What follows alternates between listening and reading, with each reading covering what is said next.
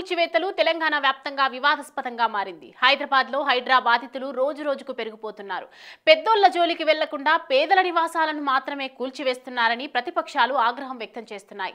ఇప్పటికే పలుచోట్ల హైడ్రా కూల్చివేతలపై నిరసనలు వ్యక్తమవుతుండగా మూసీ సుందరీకరణ కోసం మరికొన్ని ఇండ్లను కూల్చివేయడంతో హైడ్రా రచ్చ పతాక స్థాయికి చేరుకుంది. ఈ క్రమంలోనే మూసీ పరిధిలో కూల్చివేతలతో నిరాశ్రయులు అయిన బాధితులను పరామర్శించేందుకు బీఆర్ఎస్ యాత్ర చేపట్టింది.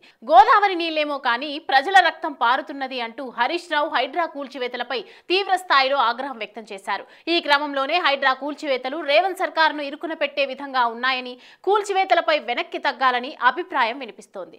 మరోవైపు హైడ్రా కూల్చివేతలు కొంతమందికి తీవ్ర నష్టం చేసేలా ఉన్నా భవిష్యత్తులో నగర అభివృద్ధికి ప్రయోజనం చేకూరుతుందని కాంగ్రెస్ శ్రేణులు హైడ్రా కూల్చివేతలను సమర్థిస్తున్నాయి. కాగా ఎమ్మెల్యే దానం నాగేందర్ హైడ్రా కూల్చివేతలపై సంచలన వ్యాఖ్యలు చేశారు. మూసీ సుందరీకరణ పేరుతో పేదల ఇళ్లను కూల్చడం సరికాదన్నారు. స్లమ్ల జోలికి వెళ్లవద్దని ముందే చెప్పానని వ్యాఖ్యానించారు. పేదల ఇళ్లను కూల్చడం సరికాదు. మూసీ నిర్వాసితులకు కౌన్సిలింగ్ ఇచ్చి ప్రత్యామ్నాయ ఏర్పాట్లు చేయించి ఆ తర్వాత ఖాళీ చేయించాల్సిందన్నారు.